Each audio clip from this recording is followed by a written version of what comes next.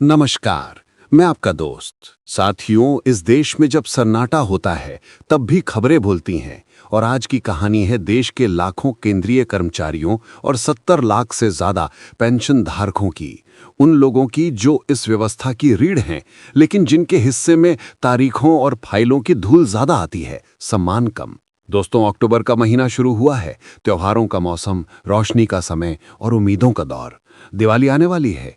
हर घर में सजावट की बातें हो रही हैं, पर सरकारी दफ्तरों के गलियारों में इस बार कुछ और सरगोशियां हैं। वेतन और पेंशन की तारीख को लेकर इस बार कर्मचारियों की नजर कैलेंडर की तारीखों पर नहीं, बल्कि खाते में आने वाले संदेश पर है। क्योंकि इस बार बात सिर्फ सैलरी की नहीं, सम्मान की है।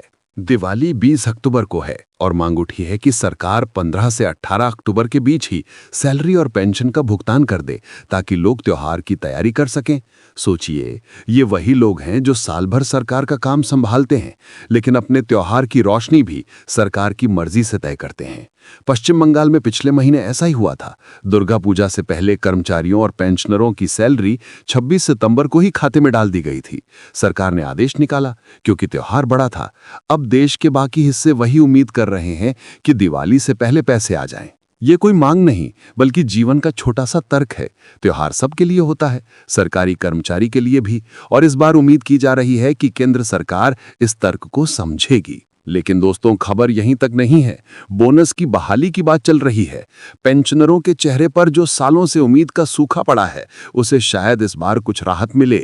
सरकार पहले ही रेलवे और केंद्रीय कर्मचारियों के लिए बोनस बहाल कर चुकी है, लेकिन अब चर्चा है कि पेंशनरों को भी बोनस दिया जाएगा। सोचिए, वे लोग जो अपनी जवानी इस व्यवस्था को चलाने में खपा चुके हैं, जिन्हें हर महीने की पेंशन में अपना बीता हुआ जीवन दिखाई देता है, क्या उन्हें बोनस नहीं मिलना चाहिए?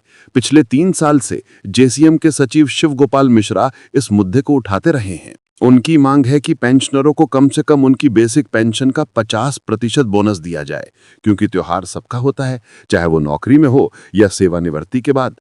केंद्र सरकार ने इस मुद्दे पर चुप्पी साध रखी है, लेकिन 10 अक्टूबर को होने वाली कैबिनेट बैठक में संभावना जताई जा रही है कि इस बोनस व्यवस्था को बहाल किया जा सकता है। और अगर ऐसा हुआ तो ये पहली बार होगा जब पेंशनरों को भी बोनस मिलेगा। इसे केवल सरकारी निर्णय मत समझिए, यह सम्मान की वापसी होगी उस वर्ग के लिए जो दशकों तक इस सिस्टम की मशीनरी बनके काम करता रहा। दिलचस्प बात यह है कि यह फैसला केवल प्रशासनिक नहीं, राजनीतिक भी हो सकता है। बिहार चुनाव नजदीक है और पेंशनरों की संख्या बिहार में सबसे अधिक है। राजनीति में संवेदनशील मुद्दे अक्सर वोटों के रंग में रंग जाते हैं। अगर सरकार ये कदम उठाती है तो दिवाली के दिए के साथ साथ चुनावी रोशनी भी बढ़ेगी। अब जरा महंगाई भत्ते की बात करते हैं।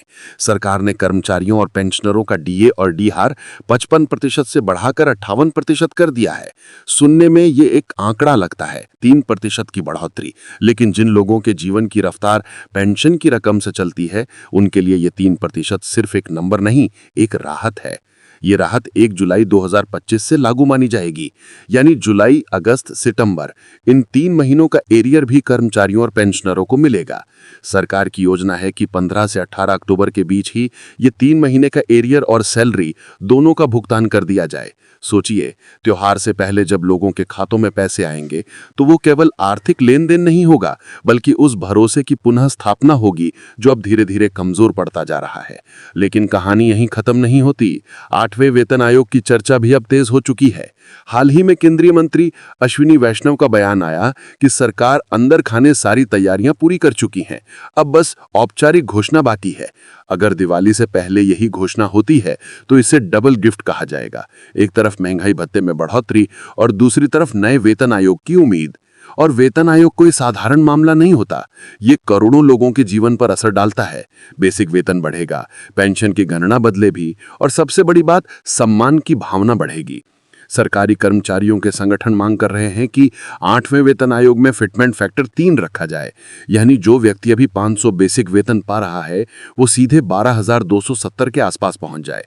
ये मांग केवल सुविधा की नहीं, जीवन यापन की है, क्योंकि महंगाई अब केवल आंकड़ों में नहीं, लोगों की थाली में दिखती है। जिस समाज में दूध, दवा और दिया तीनों महंगे हों, वहां सरकारी वेतन आयोग की चर्चा केवल फाइलों की धूल से आगे बढ़कर घरों की चिंता बन जाती है। अब आते हैं उस मुद्दे पर जो सालों से लटका हुआ है, 18 महीने का एरियर। कर्मचारी और पेंशनर इस इंतजार में हैं कि सरकार वो बकाया राशि दे जो कोविड के समय रोक दी गई थी। सरकार ने कई मंचों पर साफ कहा कि ये भुगतान नहीं किया जाएगा, लेकिन संगठनों ने हार नहीं मानी। 10 अक्टूबर को यह मामला सुप्रीम कोर्ट में जाने वाला है। एक याचिका दायर की जाएगी जिसमें मांग होगी कि सरकार को 18 महीने का एरियर देना ही पड़े। देश के वरिष्ठ वकील AK तिवारी ने कहा है कि सरकार के पास कोई वैध अधिकार नहीं है कि वो ये भुगतान रोक सके। अगर सुप्रीम कोर्ट ने हस्तक्षेप किया तो आदेश आ सकता है कि ये रकम कर्मचारियों और पेंशनरों को दी जाए।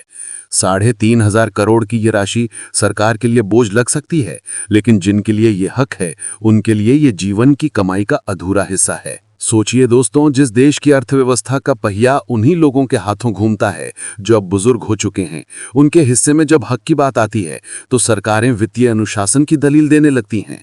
एक तरफ करोड़ों के प्रोजेक्टों का लोकार्पण होता है, दूसरी तरफ कुछ हजार की पेंशन को लेकर बुजुर्ग इंतजार करते हैं। ये विरोधाभास सिर्फ अर्थशास्त्र का नहीं, संवेदना का भी है। कभी आपने गौर किया, इन खबरों में चेहरे नहीं दिखते, फाइलें दिखती हैं, आदेश दिखते हैं, लेकिन वो आदमी नहीं दिखता जो रोज बैंक जाकर पूछता है अभी तक जमा नहीं हुई क्या।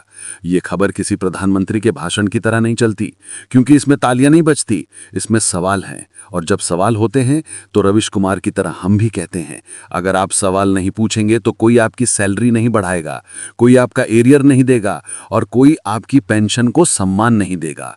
सरकारों को याद रखना चाहिए कि कर्मचारी केवल वोटर नहीं होते, वे देश की नींव होते हैं, और पेंशनर केवल बुजुर्ग नहीं, वे इतिहास होते हैं। वे वो लोग हैं जिन्होंने इस देश को उसके प्रशासनिक ढांचे के साथ खड़ा किया।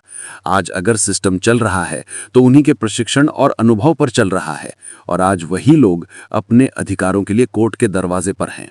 ये दृश्य किसी लोकतंत्र के लिए गौरव की बात नहीं है। अक्टूबर की हवा में उम्मीद की एक गंध है। हो सकता है कि सरकार 15 से 18 तारीख के बीच सैलरी और पेंशन का भुगतान कर दे, बोनस बहाल हो जाए, 3 महीने का एरियर आ जाए, और शायद सुप्रीम कोर्ट में 18 महीने एरियर का फैसला भी कर्मचारियों के हक में आ जाए।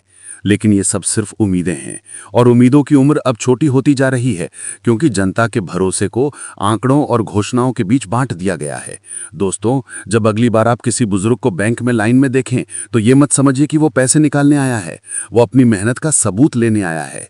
जब कोई सरकारी कर्मचारी अपनी पगार की तारीख देखता है तो वो सिर्फ कैलेंडर नहीं देखता, अपनी मेहनत का मोल देखता है। और जब सरकारें इन छोटी छोटी बातों पर चुप रहती हैं तो जनता की नज़रों में उनकी ऊंचाई थोड़ी और घट जाती है। ये देश तभी सच्चे मायनों में मजबूत बनेगा जब किसी पेंशनर को ये सोचने की जरूरत ना पड़े कि क्या इस बार दिवाली की मिठाई ले पाऊंगा, जब किसी कर्मचारी को ये डर ना हो कि फाइलें अटकी तो सैलरी लेट हो जाएगी, जब किसी बुजुर्ग को अपने अधिकार के लिए कोर्ट का रास्ता ना देखना पड़े। तो दोस्तों, इस अक्टूबर में जब आप दिए जलाएं तो एक दिया उन लोगों के लिए भी जलाइए जो इस व्यवस्था को अपनी पूरी जिंदगी देकर अब अपने हिस्से की रोशनी का इंतजार कर रहे हैं। वे लोग जो नारे नहीं लगाते लेकिन देश को खड़ा रखते हैं। जय हिंद, जय भारत।